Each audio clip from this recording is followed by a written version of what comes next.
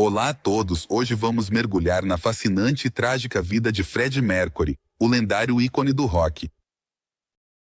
Desde seus humildes começos até sua ascensão meteórica à fama e os desafios pessoais que enfrentou ao longo do caminho. Explicaremos o que tornou sua vida tão extraordinária e, ao mesmo tempo, tão trágica. Estão prontos para descobrir os detalhes mais íntimos de Freddie Mercury? Vamos lá! Número 1. Freddie Mercury. Uma personalidade reservada, mas enérgica.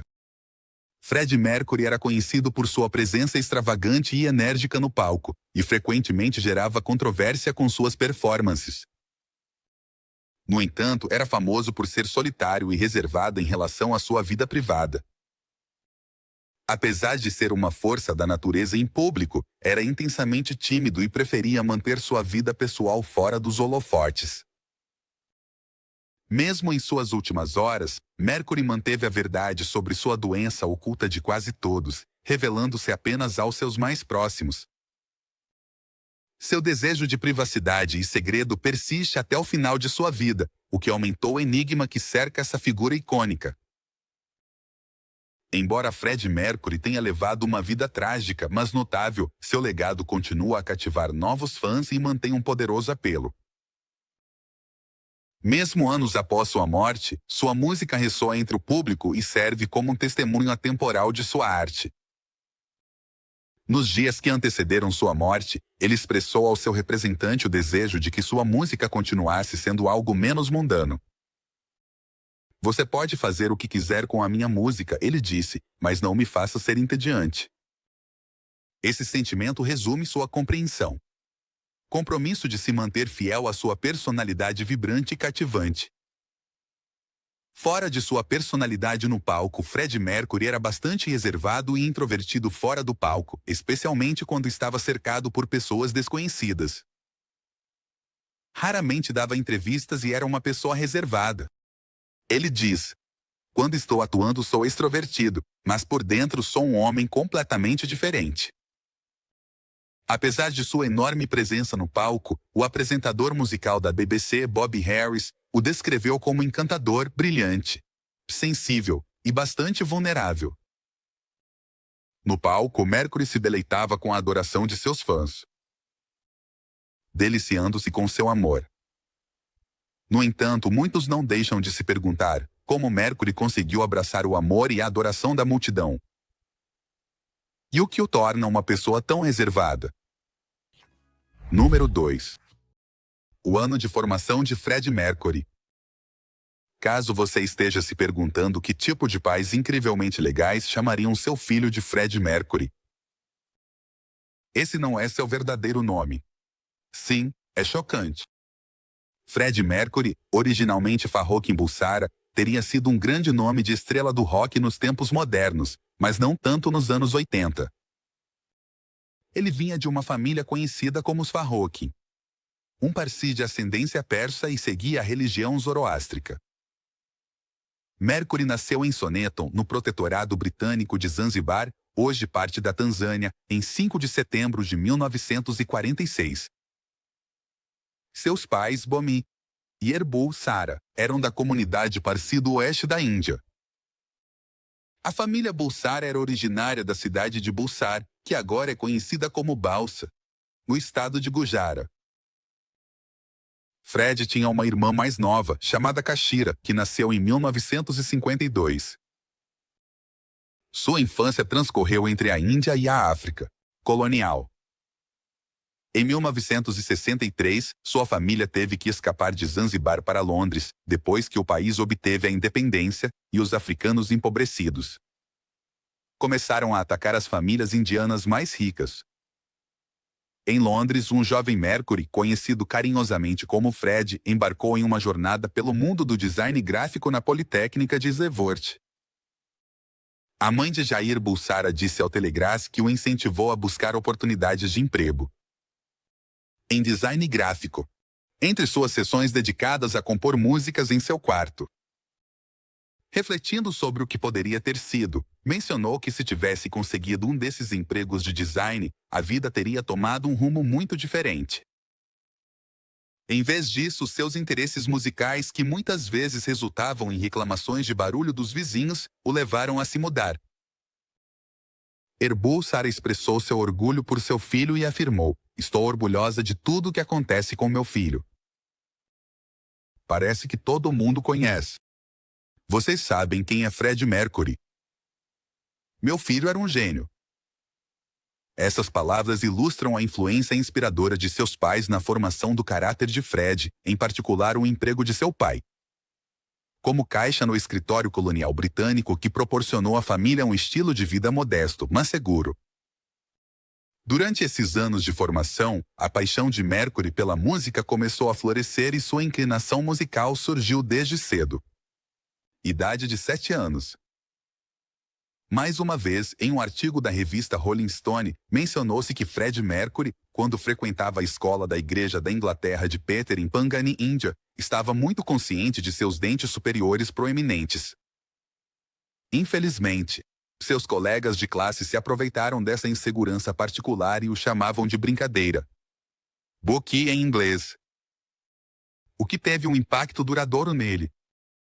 Mesmo depois de se tornar uma estrela famosa, Mercury continuou se sentindo inseguro em relação aos seus dentes. E muitas vezes cobria a boca com a mão quando sorria.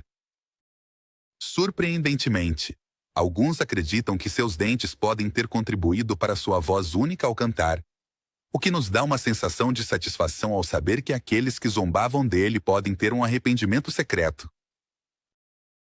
Número 3.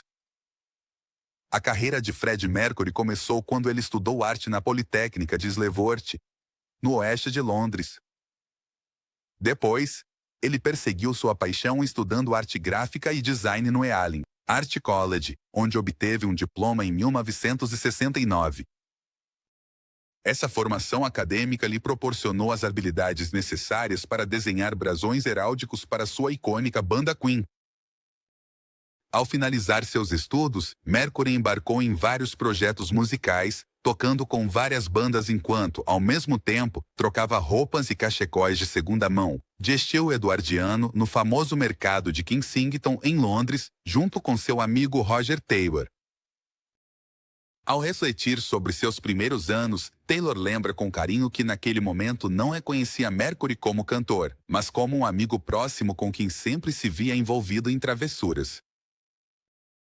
Além disso, Mercury assumiu o papel de manipulador de bagagem no aeroporto de Heathrow durante esse período.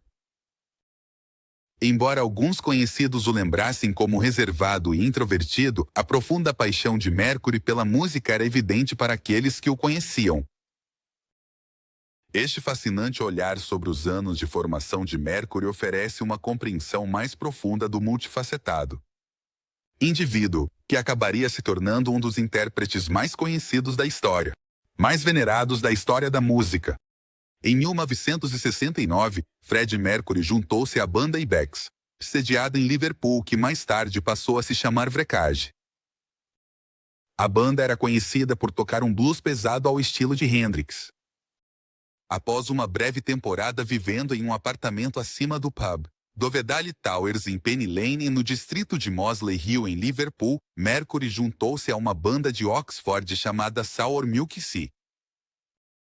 No entanto, no início de 1970, até mesmo este grupo havia se dissolvido em abril de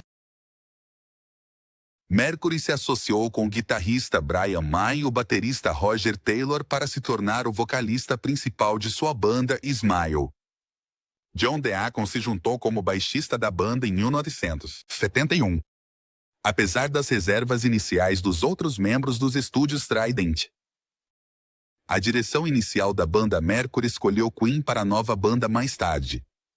Explicou que o nome lhe pareceu majestoso, universal e imediato, apesar de estar ciente das conotações gays associadas a ele quase ao mesmo tempo. Mercury mudou legalmente seu sobrenome de Bulsara para Mercury, inspirando-se em sua canção My Fairy King, em particular na frase Mother Mercury, Look What They've Done to Me. Antes de que o primeiro álbum homônimo do Queen fosse lançado, Fred Mercury criou o icônico logotipo da banda, o escudo do Queen. O logotipo incorpora de forma engenhosa os signos do zodíaco dos 4 membros da banda. 2 leões para Deacon e Taylor, Leão, um caranguejo para Mai, Câncer, e 2 fadas para Mercury, Virgem. Os leões seguram uma letra que é estilizada. O caranguejo repousa sobre a letra com chamas que sobem diretamente sobre ela e as fadas estão localizadas abaixo dos leões. Uma coroa é exibida de maneira proeminente dentro da cauda. E uma majestosa fênix eclipsa, todo o emblema. Vale destacar que o escudo do Queen é semelhante ao brasão de armas real do Reino Unido, especialmente com os leões que o sustentam. Número 4. Mercury pode não ser heterossexual. Ele é gay? Imaginemos que Freddie Mercury tivesse alcançado o estrelato na década de 2010 em vez de na de 1980. Sua história poderia ter sido diferente. Embora a homofobia persista em nossa sociedade, em geral, há uma maior aceitação das pessoas que não se encaixam nas expectativas de gênero tradicionais. Talvez ele tivesse sido aberto em relação à sua identidade e, provavelmente, não teria tido o mesmo destino. Trágico. No entanto, não foi assim que as coisas aconteceram. Se analisarmos a vida e as relações de Freddie Mercury de uma perspectiva histórica que não leva em conta os avanços em nossa compreensão da sexualidade, pode parecer simplista rotulá-lo apenas como um homem gay encoberto. Embora a sexualidade de Freddie Mercury fosse multifacetada e desafiasse uma categorização fácil, em um artigo de 2016 que convida à reflexão para The Advocate, Gianni Anderson Michel levantou questões importantes sobre os equívocos comuns em torno da relação de Mercury com Mary Austin. Criticou as tentativas no livro Someone to Love de atribuir a priorização de Mercury por Austin sobre suas relações homossexuais a uma homofobia internalizada, sugerindo que talvez a orientação sexual de Mercury não fosse simplesmente gay ou heterossexual, mas sim algo mais complexo, como ser bissexual. O comentário de Anderson Michel lançou luz sobre as limitações de rotular as pessoas com base em suas orientações sexuais binárias e sublinhou a necessidade de uma compreensão mais matizada da sexualidade humana.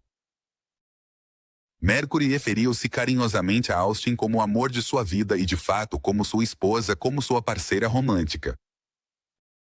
Compartilharam 7 anos significativos antes de se separarem quando Mercury começou a explorar relacionamentos com homens. Apesar da mudança em seu relacionamento romântico, continuaram muito próximos e profundamente conectados. Mercury deixou a maior parte de seu patrimônio para ela em seu testamento, o que demonstra o vínculo duradouro entre eles. Além disso, confiou a ela a tarefa secreta de espalhar suas cinzas, o que destaca ainda mais a importância de sua conexão, mesmo após o término de seu relacionamento romântico. No entanto, nos perguntamos quanto Austin sabia sobre Mercury, mas permaneceu oculto ao público. Número 5. Freddie Mercury e os paparazzi da mídia.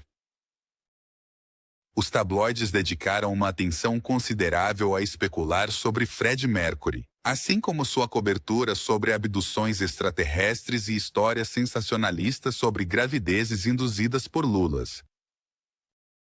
Entre os tabloides, The Sun foi particularmente implacável em sua cobertura do suposto diagnóstico de AIDS de Mercury, publicando manchetes sensacionalistas sobre a saúde do cantor, antes que qualquer diagnóstico oficial fosse feito. Apesar do intenso escrutínio da mídia, os companheiros de banda de Mercury permaneceram em grande parte alheios aos seus problemas de saúde, desconsiderando os boatos e permanecendo focados em sua música. Em 1989, Freddie Mercury decidiu que não poderia se comprometer com as turnês, então o Queen não programou nenhuma turnê após o lançamento de seu álbum The Miracle.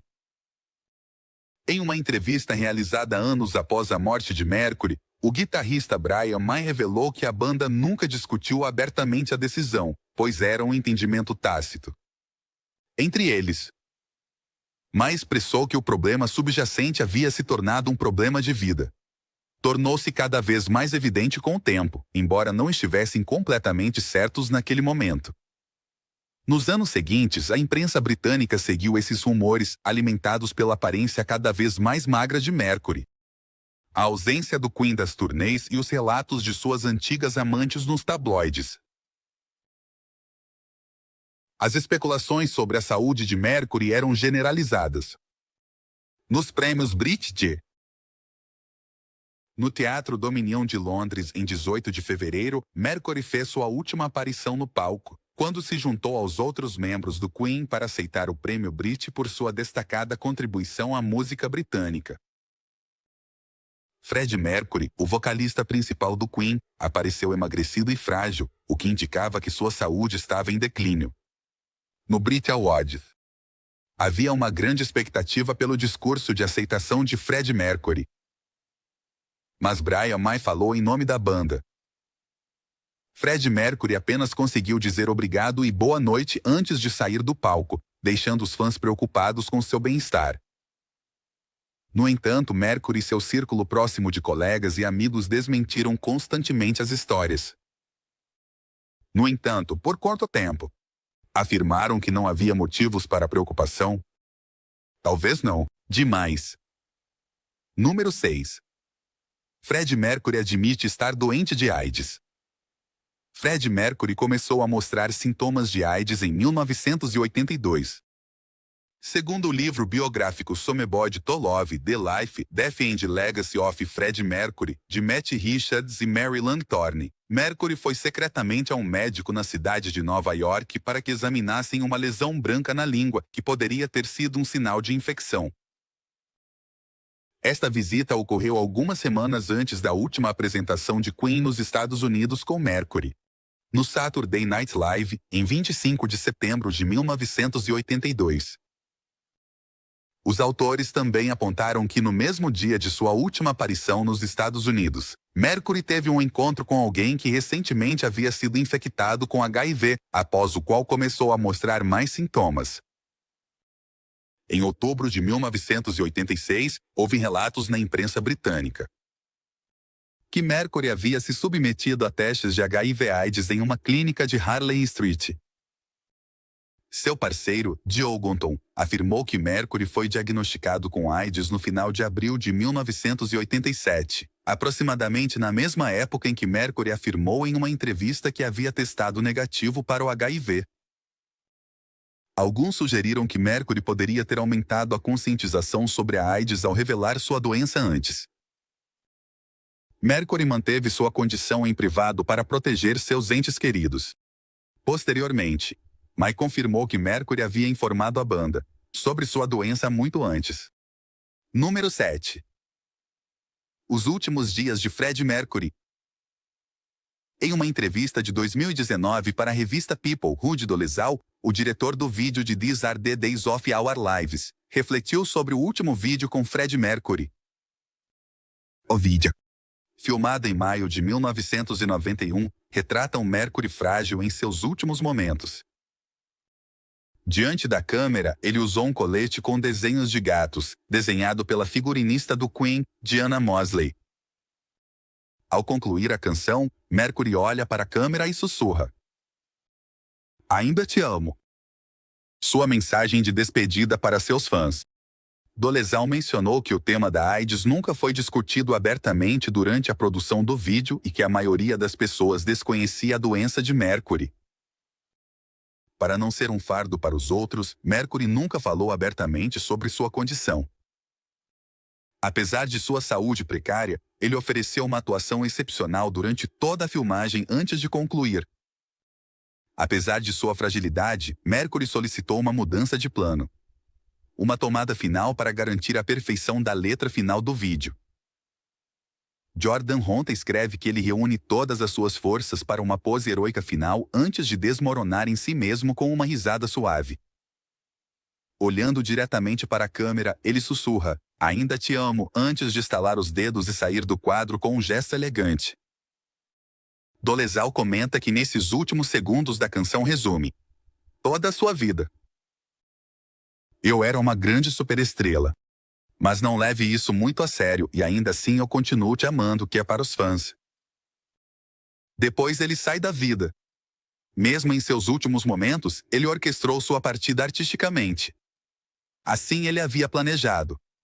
O resto da banda estava preparado para gravar. Quando Mercury se sentia com disposição para entrar no estúdio por 1 ou 2 horas, May disse que Mercury lhe dizia: escreva mais para mim. Eu quero cantar isso e fazer. E quando eu me for, você pode terminar. Ele não tinha nenhum medo real. Austin Shirley Smith, o engenheiro assistente dessas últimas sessões, disse: é difícil explicar para as pessoas, mas não foi triste, foi muito alegre. Fred era uma das pessoas mais divertidas que já conheci. Passei a maior parte do tempo rindo com ele. Fred falava sobre sua doença. Não vou me deter nisso. Vou fazer isso. Mercury se retirou para sua casa em Kensington, no oeste de Londres, após completar seu trabalho com o Queen em junho de 1991. Número 8. Freddie Mercury também tinha sarcoma de Kaposi. Sarcoma de Kaposi é uma forma rara de câncer de pele que começou a aparecer em pequenas populações de homens homossexuais no início da década de 1980. Como antes se sabia que ocorria principalmente em pessoas idosas, com ascendência mediterrânea ou do Oriente Médio, a súbita concentração de casos em homens jovens homossexuais foi desconcertante. Até que alguém o relacionou com o HIV. Hoje em dia, o sarcoma de Kaposi é considerada uma doença característica da AIDS, o que significa que uma pessoa HIV positiva que a desenvolve é considerada como tendo AIDS. Freddie Mercury começou a desenvolver sarcoma de Kaposi nos pés, nas mãos e no rosto. Quando morreu, seu amigo Elton John o lembrava coberto pelo sarcoma de Kaposi. As lesões e complicações da doença também o fizeram perder a maior parte do pé. Tragicamente, restava muito pouco dele, disse o guitarrista Brian May à revista Sunday Times em 2017. Uma vez ele nos mostrou durante o jantar e disse: Brian, lamento ter te incomodado. Mostrando isso. E eu disse a ele: não estou incomodado, Fred, exceto por perceber que você tem que suportar toda essa terrível dor. Ainda assim, Mercury raramente falava sobre sua doença ou sobre o que estava por trás dela. Em declarações à Entertainment Weekly, o baterista Roger Taylor disse que ele não queria ser visto como um objeto de pena e curiosidade, e que não queria que os abutres voassem sobre sua cabeça. Isso ajuda a explicar como uma personalidade tão grande pôde ter desaparecido tão silenciosamente da vista do público. Número 9. A morte de Freddie Mercury e a reação dos fãs. Na noite de 24 de novembro de 1991, aproximadamente 24 horas após tornar público o comunicado que confirmava sua luta contra a AIDS, o lendário vocalista e líder do Queen, Freddie Mercury, faleceu aos 45 anos em sua casa em Kensington, Londres. A causa da morte foi uma pneumonia bronquíaca resultante da AIDS. Quando Mercury faleceu, seu amigo íntimo, Dave Clark, dos 5, Dave Clark, esteve ao seu lado até o fim. Após receber a notícia devastadora, Austin tomou a iniciativa de ligar para os pais e a irmã de Mercury para informá-los pessoalmente. A notícia se espalhou rapidamente entre as equipes de imprensa e televisão, e a informação se tornou amplamente conhecida. Na madrugada de 25 de novembro, após o falecimento de Freddie Mercury, os fãs transformaram as paredes externas do Garden Lodge em Logan Place em um monumento, cobrindo-as com grafites emocionantes. A revista Time Out até destacou que o muro havia se tornado o maior santuário de rock and roll de Londres. Os enlutados continuaram visitando e deixando cartas nas paredes até 2017, quando o muro foi limpo a pedido do companheiro de longa data de Mercury, Joe Bonton. Além de preservar o legado de Mercury, Bonton participou da publicação de uma biografia em 2000 intitulada Fred The Untold Story. E também concedeu uma entrevista ao Times em setembro de 2006 para comemorar o que teria sido o 60º aniversário de Mercury. Número 10. A privacidade de Freddie Mercury. Freddie Mercury decidiu manter em privado seu diagnóstico de AIDS. Devido ao profundo estigma que cercava a doença na época, essa decisão não foi surpreendente, dadas as circunstâncias, já que conseguiu manter o diagnóstico oculto de quase todos, incluindo seus entes queridos. Segundo Jim Ogunton, o companheiro de Fred, o anúncio público que Mercury fez sobre sua saúde debilitada foi no dia anterior à sua morte. Não foi algo que Mercury tivesse redigido ou autorizado. Além disso, Ogunton expressou que Mercury valorizava profundamente sua privacidade e que não gostaria que uma declaração desse tipo fosse tornada pública. Até mesmo sua família foi mantida no escuro sobre a verdadeira natureza de sua doença. E seu cunhado, Roger Cook, revelou que, embora soubessem de sua grave doença, Fred não lhes havia dito que se tratava de AIDS.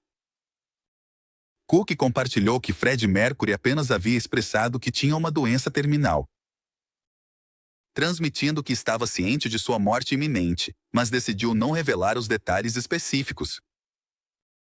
Além disso, algumas pessoas acharam que Freddie Mercury era excessivamente reservado. Em um relato de seu amigo próximo, Peter Straker, Mercury revelou que estava lidando com um problema médico relacionado ao seu sangue. Straker notou manchas na pele de Mercury e perguntou se ele tinha AIDS, ao que Mercury negou ter a doença. Straker assegurou-lhe que estaria lá para oferecer apoio, mas essa foi a última vez que se viram. Apesar das repetidas tentativas de Straker de se comunicar com Mercury depois, foi constantemente rejeitado. O funeral de Freddie Mercury, homenagens e serviços.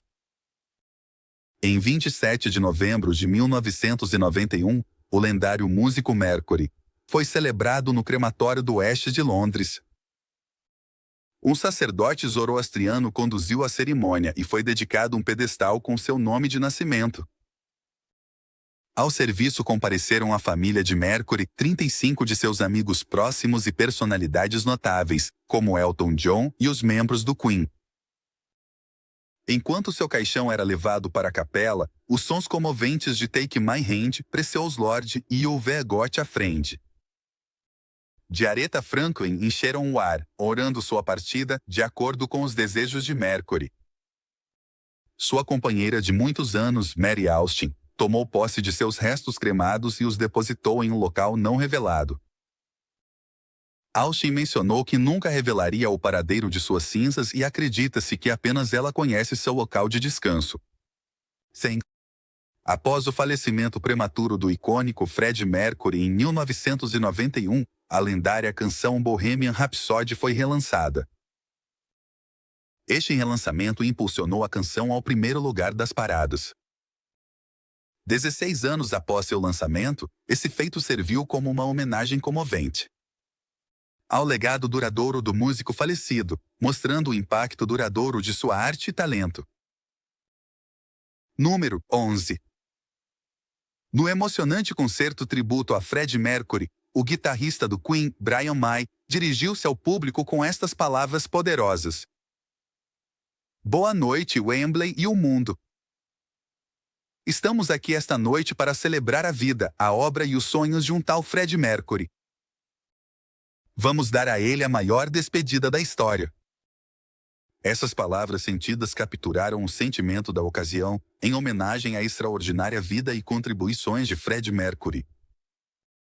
Em 1992, um concerto histórico no estádio de Wembley prestou homenagem ao lendário Freddie Mercury e teve como objetivo conscientizar sobre a AIDS. O evento contou com um elenco de convidados especiais, junto com os membros restantes do Queen. Elizabeth Taylor fez um discurso emocionante durante o concerto, descrevendo Mercury como uma estrela do rock extraordinária, que atravessou nosso cenário cultural como um cometa que cruza o céu.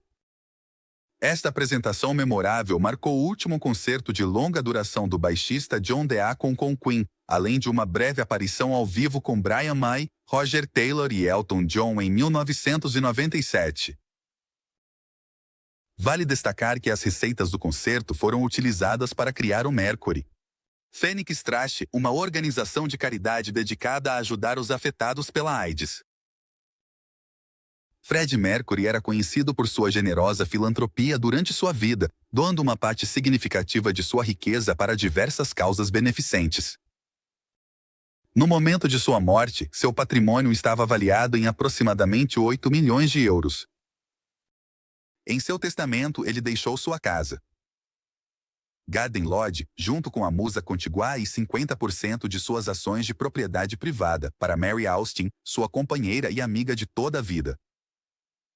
Sua irmã, Kashira Cook, recebeu 25% das ações, enquanto os 25% restantes foram divididos em partes iguais entre seus pais Bomi e Jair Bulsara. Após seu falecimento, Kashira Cook adquiriu sua parte da herança. Freddie Mercury deixou em seu testamento 500 euros para Joe Franklin, 500 para Dio Bonton, 500 para Peter Frestone e 100 para Terry Jenkins. Curiosamente, apesar de sua fama e fortuna, Mercury nunca dirigiu um carro porque não tinha carteira de motorista. Em vez disso, ele se deslocava por Londres no ano 2000. Em seu Rolls-Royce, Silver Shadow desde 1979 até sua morte. Após sua morte, o carro passou para as mãos de sua irmã Kashira, que o exibiu em eventos públicos, incluindo a estreia no West End do musical We Will Rock You, em 2002. Finalmente, foi leiloado no NEC de Birmingham em 2013 por um preço de 71 euros definidos. Número 12. A revolucionária assistência médica que chegou tarde demais para Freddie Mercury. Freddie Mercury foi uma figura destacada que faleceu tragicamente devido à AIDS, tornando-se uma das primeiras celebridades a sucumbir à doença. No entanto, sua morte ocorreu em um momento crucial da história da medicina. Quando os pesquisadores estavam prestes a descobrir um tratamento que transformaria a AIDS de uma doença mortal para uma doença manejável e de longa duração. Esse avanço ocorreu na forma de terapia antirretroviral, altamente ativa Sir-Chart, um regime de 3 medicamentos que foi amplamente implementado em ambientes clínicos a partir de 1996, apenas 5 anos após a morte de Mercury. Hart desempenha um papel crucial na prevenção de complicações graves relacionadas à AIDS nos pacientes. Segundo o companheiro de banda de Mercury, Brian May, o momento da morte de Mercury foi particularmente comovente, já que ele perdeu a oportunidade de se beneficiar do coquetel mágico de medicamentos em questão de meses. May expressou sua crença de que se Mercury tivesse aguentado um pouco mais, isso poderia ter prolongado sua vida. A disponibilidade de terapia cardíaca no mundo ocidental destaca uma importante disparidade no acesso ao tratamento para as pessoas que vivem com HIV/AIDS. Embora essa terapia que salva vidas seja acessível em algumas partes do mundo, continua sendo proibitivamente cara e em grande parte inacessível nas regiões do mundo em desenvolvimento devastadas pela AIDS. Nessas áreas, onde mais de 18 milhões de crianças perderam um ou ambos os pais devido à doença, a falta de um tratamento acessível continua sendo um problema crítico. O impacto potencial de tornar a terapia cardíaca mais acessível e disponível é sublinhado pelo fato de que poderia ter salvado a vida de Freddie Mercury e tem o potencial de salvar milhões de vidas mais. Hoje, conquistas póstumas de Freddie Mercury. A maneira como Freddie Mercury lidou com sua doença não envolveu o mesmo nível de defesa pública que outras celebridades. HIV positivo como Magic John e Rebecca Armstrong. Ele decidiu não falar abertamente sobre sua doença e raramente ou nunca a reconheceu publicamente. Seja sua declaração final dele ou de outra pessoa, ele manteve seu direito à privacidade no que diz respeito à sua saúde, e não nos cabe criticar sua decisão.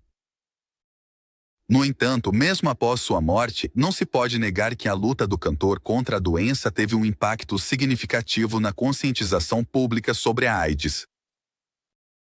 Além disso, após o falecimento de Freddie Mercury, Brian May, Roger Taylor e o empresário da banda, Jim Beach, criaram o Mercury Phoenix Trust.